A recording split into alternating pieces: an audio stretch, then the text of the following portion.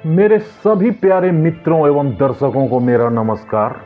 दोस्तों, मैं दीपक कुमार आप सबों का पुनः अपने मंच पर अभिवादन करता हूं। दोस्तों, 2-3 दिनों से पूरी दुनिया में दहशत का माहौल है। करीब करीब दुनिया 2 खेमे में बंट चुकी है और जो भी हुआ है अंतर्राष्ट्रीय परिप्रेक्ष्य में जो देखें तो हमास नाम का एक इस्लामी संगठन, जिसे पश्चिमी देश आतंकी संगठन घोषित कर चुके हैं। अमेरिका ने 1997 में ही इसे आतंकी संगठन घोषित किया और सारे पश्चिमी देश इसे आतंकी संगठन ही मानते हैं। वैसे इसके कृत्य भी आतंकवादियों वाले ही हैं, क्योंकि जो इसने किया है मित्रों 7 अक्टूबर को, वो आप सब जानते हैं और नहीं जानते होंगे, तो इसी की चर्चा करने जा रहा हूं इस वीडियो में। और बात करेंगे कि कौन है हमास, क्या हैं इसके इरादे, क्यों है इजराइल का ये कट्टर दुश्मन, और इन्हीं सब बातों पर संक्षिप्त चर्चा करेंगे। प्लीज लाइक और सब्सक्राइब करके मोटिवेट जरूर कीजिएगा। आशा करता हूं कि आपको वीडियो पसंद आएगी। तो मित्रों, बढ़ते हैं सीधा वीडियो की तरफ। आज नहीं मित्रों, करीबन आज से 26-27 वर्ष पहले हमास संगठन की स्थापना यासीन नाम के एक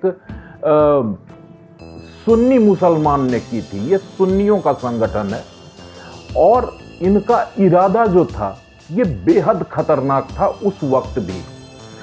तो इस्लामिक कट्टरता से भरपूर इस ग्रुप में इन्होंने अपने लड़ाके को भर्ती करना शुरू किया और अपने काम शुरू कर दिए। मुख्यतः इनका जो मकसद था ये संगठन बनाने का, ये था इजराइल का खात्मा कर देना। इजराइल जो यहूदियों का देश है, एक बेहद शक्तिशाली देश है। इजराइल की टेक्निक जो है, टेक्नोलॉजी के मामले में पूरी दुनिया इजराइल का लोहा मानती है। इनकी सेना भी बहुत शक्तिशाली है और इनकी जो एजेंसियां हैं, मोसाद और इंटरनल सुरक्षा के लिए एक दूसरी एजेंसी, ये बेहद उच्च श्रेणी की खुफिया एजेंसी मानी जाती है मित्रों। तो इजराइल का सर्वनाश करना ही हमास का लक्ष्य था और इसी को ध्यान में रखकर इस संगठन की स्थापना यासीन ने करी थी। मित्रों, फिलिस्तीन या पैलेस्टीन, ये दोनों एक ही शब्द हैं, बोलने का उच्चारण अलग है, एक ही मतलब है। एक देश है फिलिस्तीन, जिसके प्राधिकरण के अंतर्गत गाजा नाम की जो एक पट्टी है, ये एक तरफ से भूमध्य सागर से घिरी हुई है और 3 तरफ से इजराइल है, इसके चारों तरफ, तीनों तरफ। तो मित्रों, फिलिस्तीन से विद्रोह करके, फिलिस्तीन प्राधिकरण से बगावत करके हमास ने गाजा पट्टी पर शासन कर लिया, चुनाव करवाए और जीत भी हासिल की। तब से लेकर आज तक इस गाजा नाम की जगह पर, गाजा पट्टी बोलते हैं जिसको, इस पर हमास का शासन है। जैसे अभी अफगानिस्तान में तालिबान का शासन है, यह भी एक कट्टर आतंकी संगठन हुआ करता था, लेकिन आज पूरी दुनिया इसको एक शासक के रूप में देख रही है। ये संगठन अफगानिस्तान पर राज कर रहा है। ठीक उसी तरह गाजा पट्टी पर हमास का शासन हो गया मित्रों। हालांकि हमास को आतंकी संगठन माना गया। पूरे पश्चिमी बिरादरी में जितने भी देश हैं, यूरोपियन यूनियन तक ने इसको आतंकी संगठन माना हुआ है और ये लगातार इजराइल पर हमले करते रहता है। छोटे मोटे हमले रॉकेट से और 1-2 आत्मघाती हमला और इस तरीके की वारदातें इजराइल और गाजा पट्टी हमास के बीच होती रहती है। वैसे इजराइल और फिलिस्तीन ये दोनों भी कट्टर दुश्मन हैं। फिलिस्तीन के ही लोगों के द्वारा बनाया गया ये हमास संगठन है, जो इजराइल के विरुद्ध लड़ाइयां लड़ रहा है। लड़ाई लड़ने की मुख्य वजह मित्रों जो है वो आपको बता दूं कि फिलिस्तीन रोमन काल से ही इस देश का वजूद है और कहा जाता है कि जिस इलाके में इजराइल है वो सारा इलाका पहले फिलिस्तीन हुआ करता था। लेकिन बाइबल के अनुसार मित्रों यहूदियों के भी पवित्र स्थल में इजराइल को दर्शाया गया है। यहाँ बताया गया है कि जेरूशलम है जहाँ ईसा मसीह का जन्म हुआ था।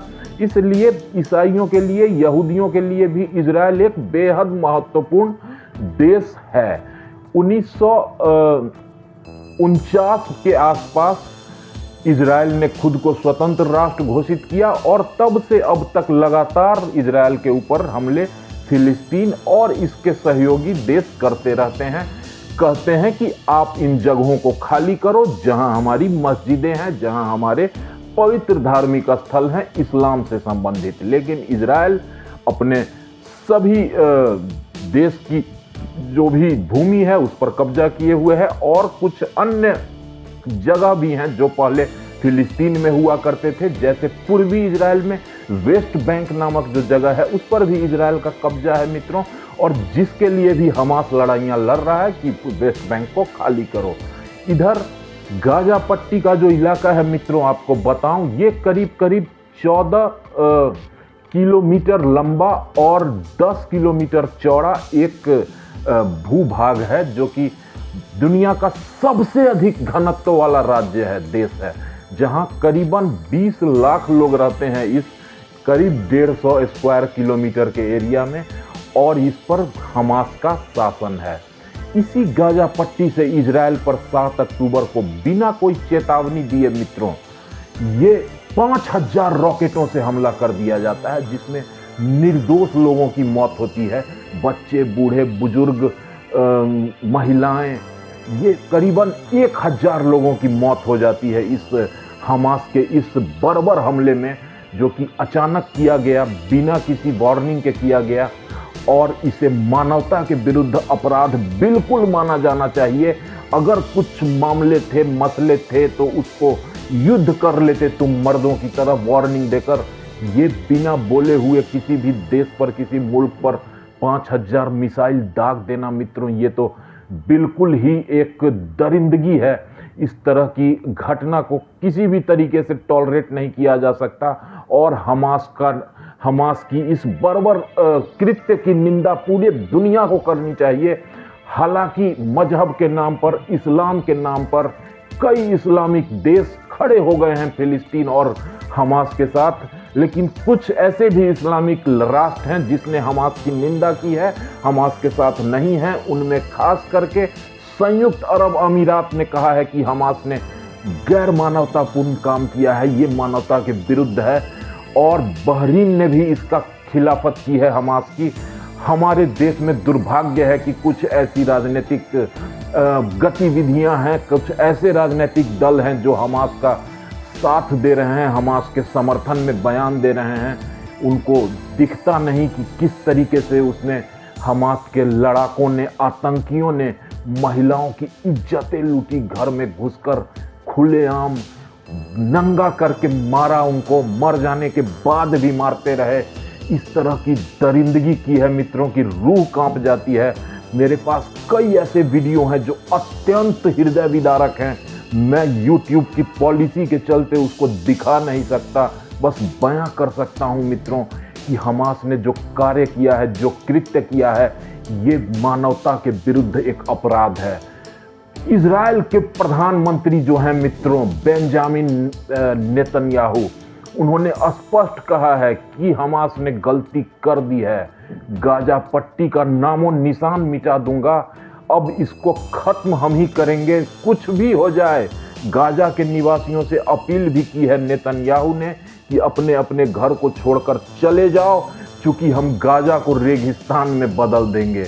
लगातार इजराइल की फौज आक्रामक तेवर अपनाए हुए और गाजा पट्टी पर ताबड़तोड़ हमला कर रही है। गाजा पट्टी के करीब करीब आधे इलाके को नेस्तनाबूद कर दिया है इजरायली सेना ने, इजरायली फौज ने। करीब 3 लाख सेना को उतार दिया है प्रधानमंत्री ने, नेतन्याहू ने, और कहा है कि ये गंभीर मुद्दा जो है इसको हम छोड़ेंगे नहीं किसी भी हाल में। इस बार हमास का काम तमाम करके रहेंगे।